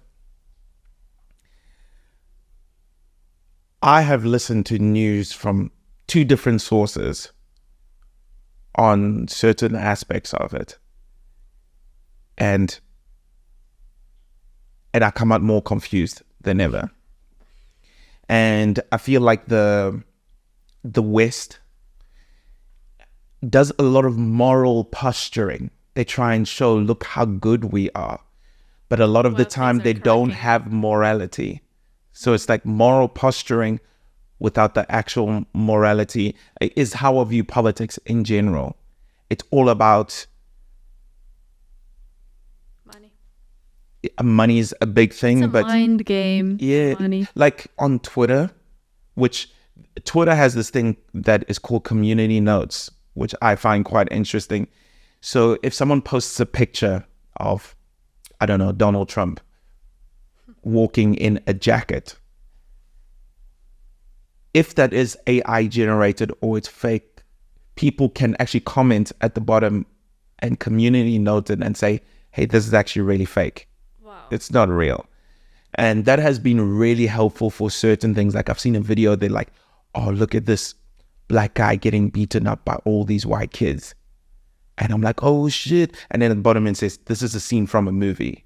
This is actually not a real thing. I really try to be careful with what I see on social media, and I'm really not a person who like takes it as it is. So if I see something is happening, I'm not like, oh yeah, like this is horrible, of course, like, but I try to research and really like, because there's so much like fake shit happening on Right. TikTok and everywhere, and I'm just lost, like literally who to believe and what is actually truth or not. Like, can someone tell me the truth about climate change and how, like, what? And can someone tell me the truth about overpopulation? Are we overpopulating or underpopulating? I feel like no matter where you go, you'll hear 2 completely different things. We are too many people for sure. For example, here in Finland, they're actually now have to start trying to hire international people because there's too many old people now and there aren't enough young people to fill all the jobs. Same thing in Japan, Korea, the UK, and parts of the US. Africa, on the other hand, is still able to be sustainably growing. Yeah, I think that they want more people here. But when you look for jobs, they never fucking respond to you. Like, I'm sorry. Here in Finland? Yeah. Like, this was my, like, big struggle. And, yeah, I'm just, like, confused about this whole job situation here. How are you finding the job hunting here? Literally, like, when I moved here, well, I got a job, obviously, like, before I moved here. But the company where I work at, they were the only ones out of like thousands of companies applied to. And it's not like I don't have any experience or anything. I worked in like a very big prestigious company before that sold me this thing like, oh, like if you work for this company, then your future is settled. This didn't matter here at all. Like, Right. no, it was. Do you think it was what do you think the reasons for that are? I don't know. Right. I have no idea. This is like so surprising to me. It's not like I just had like interview with that one company that eventually hired me. Yeah. I didn't even have other companies getting back to me. Because what field were you trying to go into? I mean, I have experience working in procurement, Okay. business management mostly. Right. So I kind of continued that. But yeah, I'm just confused about this whole job hunting thing here. Yeah, I think you raise a fair point. I found when I moved here, I found it quite easy to get like one of the lower tier jobs, like waitering and working in a restaurant. I found that fairly easy to get.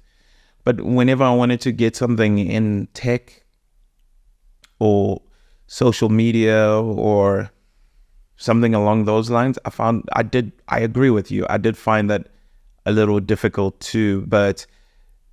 And I went to all these, they would have these seminars where they would talk about how to find a job in Finland by, I forgot the company. It's a government owned company that helps job seekers. I forgot the name. But this guy who was talking, he said that the tip of the iceberg of finding jobs is all the stuff you find on the internet. And he said the 90% is who you know.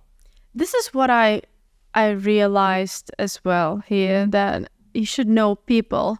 Yeah. But if you're not even here, like, yeah, how this is happening? But yeah. And in your job, how do you find the people you work with? I work in like, I don't know if it's still considered a small company. It's like around 200 something people. But That is huge. yeah. I mean, I work in a company with like 7 people. I come from a company where there was like 50,000 people working. Oh, so God. for me now it's like so much smaller, but yeah, people are very supporting here. I can't say anything like negative about it. It's a way more relaxed, I would say, working atmosphere than when I worked for an American company. Oh yeah. Do you feel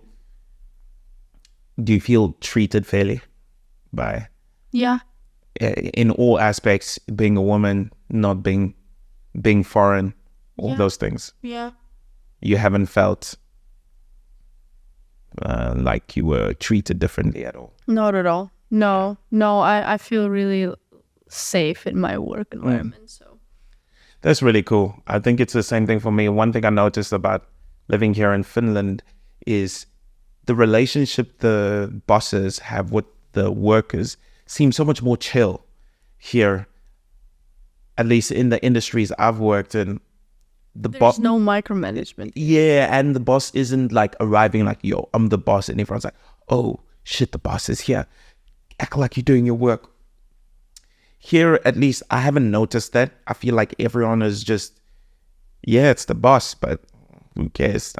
I'm doing my work. So Yeah, I tried kind of like when I just started working, and I started working like at a pretty young age, but like my first experience working in a big corporate life, I was so like motivated. I was like, oh, I need to like go from junior to senior, from senior to manager, from manager to director. I was like, I need to like go up all the time. I was so like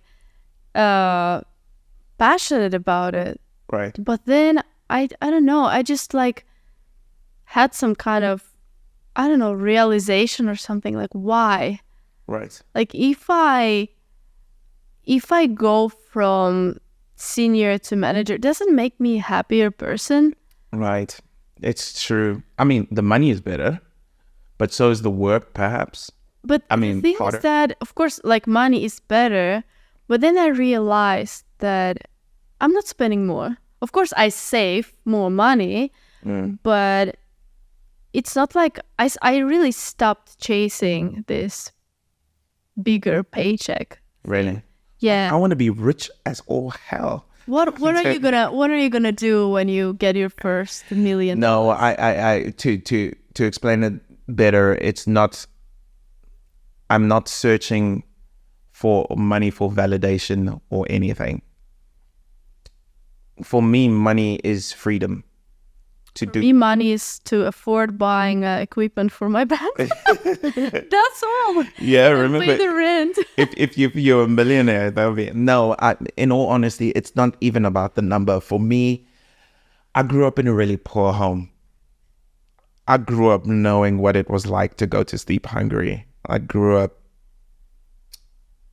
always looking at people who seem to have a much easier time going through life simply because they freaking had cash. And it sounds like a stupid thing, but I've noticed that there's so many things I've gone through in my life that I wouldn't have needed to go through if my parents were at least wealthy enough to take care of things. And it's probably something I have to mentally work through and make sure it's not a toxic thinking pattern in my head. And I'm very aware of that. But I genuinely desire the ability to not have to think about my bank account. Yeah. That's all I want. I want the freedom to do that. And I want the freedom to be able to really take care of my parents. And so you had this motivation to make more money to help your parents, yourself, and to be more like independent. And but sometimes I feel like I take it so hard on myself. Sometimes I say I went out like I did and I used way too much money, which is easy to do here. Yeah. Way too much. Yeah. I felt so terrible about myself. Yeah. But that being said, I do want to make money, but I want to make money in a way that isn't. I want to make money in a way where I can still earn cash even while I sleep.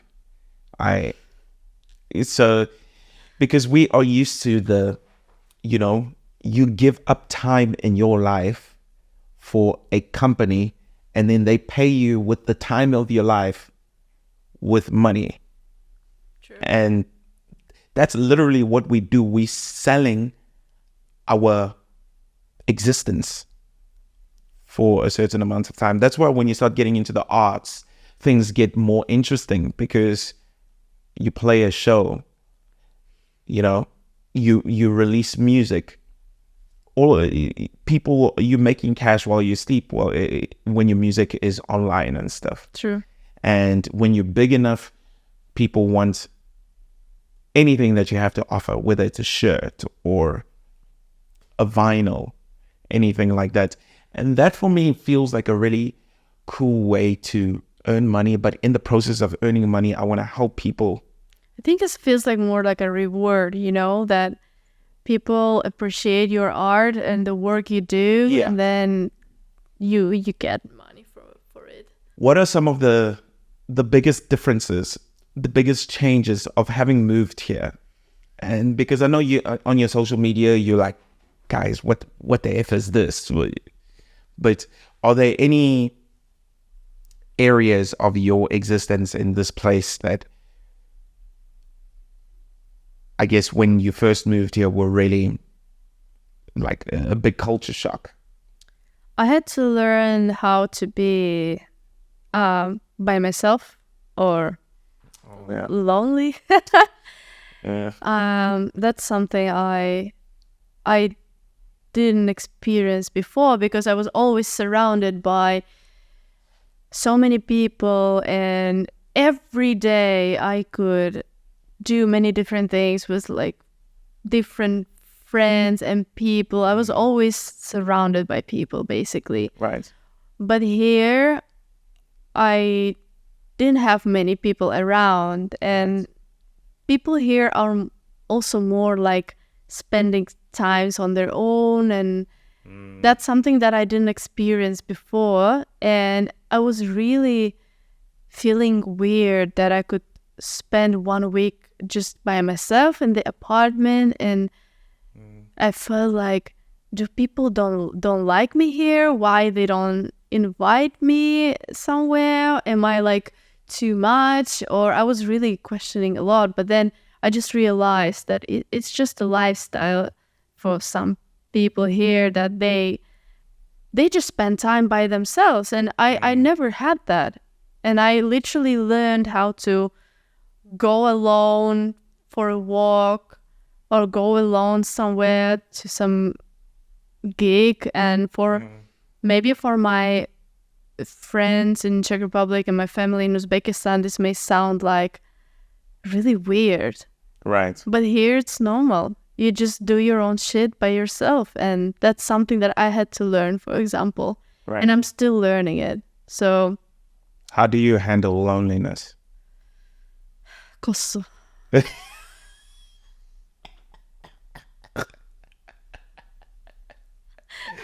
Sorry, I didn't bring some today. That's for the best. Shit. And no, I and this is something I don't talk about very often, but I normally enjoy my own company. But there are moments here where it feels, maybe it's just random moments where I miss a world where everything made complete sense, or maybe it's ripples in my memory reminding me of a time where I grew up in a place and I knew everything about it. But living here on my own, there are times where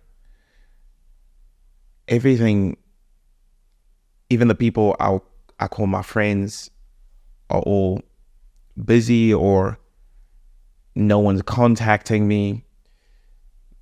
And there can be certain moments where things just feel a little lonely, in terms of everything feels far away. Yeah. The language is foreign, the people are foreign, even the friends. And in terms of even things to do for fun here, I find it a bit difficult to find things outside of my work and going out. It's really difficult to, at least I haven't put any energy in trying to find different kind of events, traveling to certain places for. Well, now you know. Now you met me, so you're gonna have the best time of your life in Finland now. Okay, I'm looking forward to it.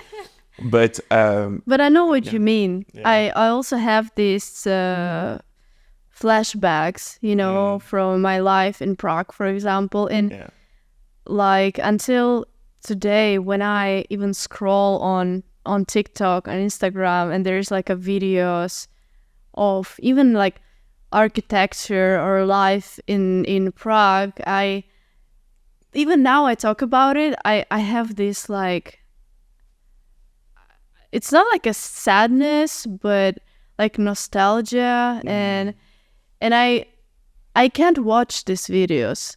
Really? Yeah, it's been like more than a year that I'm here, but it still kind of like hurts me. Yeah. I'm still missing Prague, and when I go back there, I spend some time there, and when I have to return back to Finland, I cry on the plane, because it's not because I'm like questioning my decision of moving here. I have what I was dreaming of here. Yeah.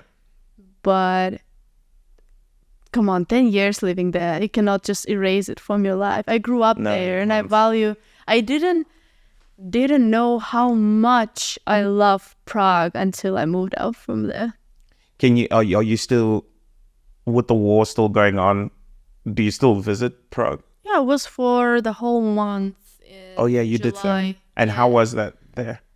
It was more, I would say, relaxed. At least people were more relaxed. If I speak Russian, of course, there were some comments made still, but I don't know. I just felt like I'm in my place. Yeah. I know everything there. I speak the language. It's just I feel kind of home there. Yeah. And I feel home here as well, but it's still growing. It's a work in progress. I understand. I'm probably living here in Finland for me has been pretty wild because I didn't expect myself to take this place that was so different to everything I knew and start to feel so at home here. Like all the random shit here. The fact that I find myself liking and growing accustomed to things I never thought I'd be accustomed to. Say, for example, in public transport, not necessarily wanting to sit next to people. Yeah. It's not a big desire of mine because in South Africa, it was always quite full and stuff. I enjoy my own company a bit more.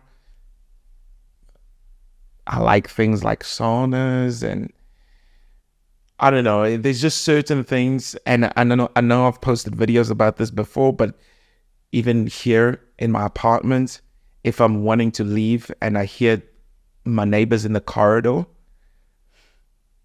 I will rather wait to hear them leave. Okay, now the most important question. Okay, what?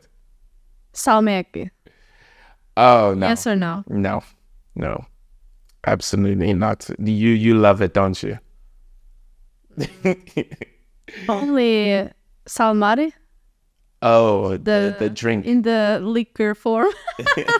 That's make it more like tastes better. Well, to be honest, when it comes to alcohol, we accept things that taste like trash simply because of the effect it will have on us afterwards. Unless it's yellow.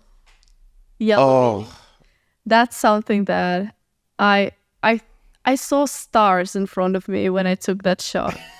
Explain what yellow vina is. Is it? It's this shot that they. I don't.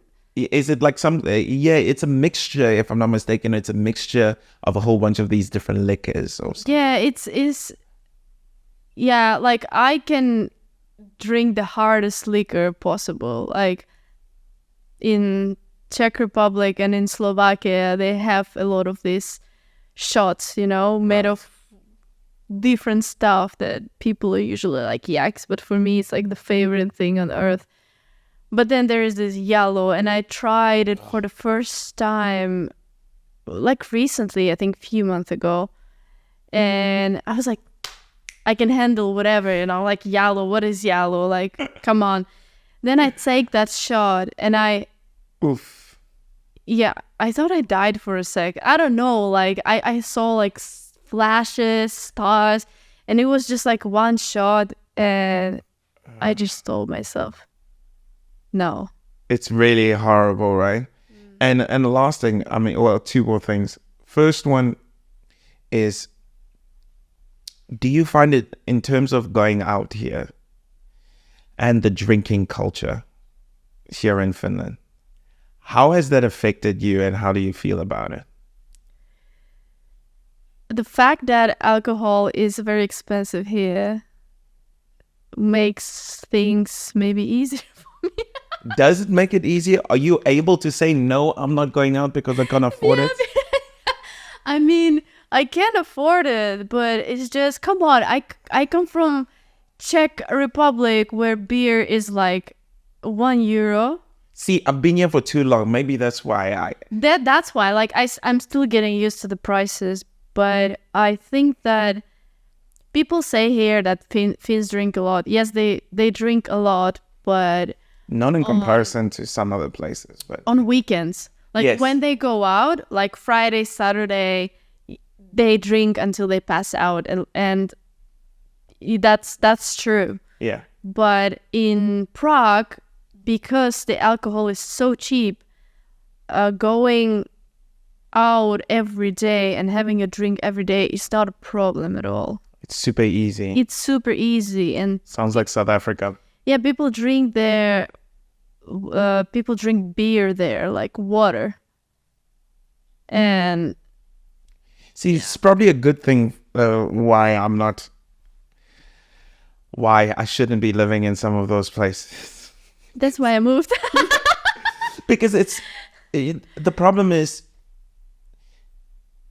in a country like Finland where a lot of people maybe find it difficult to communicate in general,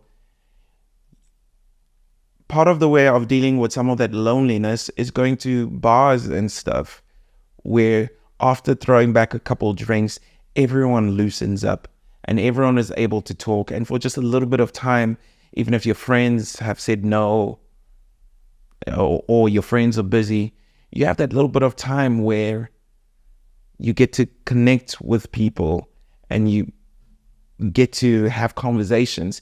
I do think that is part of a big reason for why people do go out, because in general, people are a little bit more reserved here. Yeah, like sober Finns and drunk Finns is completely different stories. Yeah, This it really is. this is different story, and yeah, like it's more fun. Yeah, It's so much fun, and I think most of the Finnish friends that I made were because we were drinking and like randomly met somewhere. I completely agree. And I guess, This is like 5-hour podcast. yeah, I think we've come to the end of it. It's just over 2 hours, so it's completely Holy fine. shit. Yeah. And I guess to end it off, I guess, where can people follow you and stuff online? On TikTok, Mm-hmm. on Instagram, both band and myself. Yes. Yes, you will link I'll link everything. And yes, everything. And yeah, I just want to say, like, thank you, of course, for having me here. it is a pleasure. And thank you to like my Finnish community as well for really being nice to me. And That's good. I really like my Finnish audience on I'm more active on TikTok, so Yeah. I really like my Finnish audience on TikTok. They're so supporting, and they are always like, go girl, like do it. They always support me, and I rarely find negative comments. Right. And I felt really welcoming here, and that's kind of one thing that makes me feel better here, even though it's a different country, different climate, different everything. So that support that I get from people here is just, it's amazing. I feel like if I belong here in a way, because people really accept me. I hope I'm not mistaken. No, that's a beautiful thing. I completely agree with you in terms of, because a lot of the content that you make, even though you might poke fun at certain things, it's coming out of a good place of appreciating being here and engaging with that audience. Yeah. And I definitely feel that. And thank you for actually coming and having a conversation with me. This is basically the first podcast, so congratulations. 5-hour podcast. Yeah, it's just over 2 hours, but it'll probably be around an hour and 45 minutes or something. Yeah. But thank you. Yay. Boom, and it's done. Fantastic. We did it.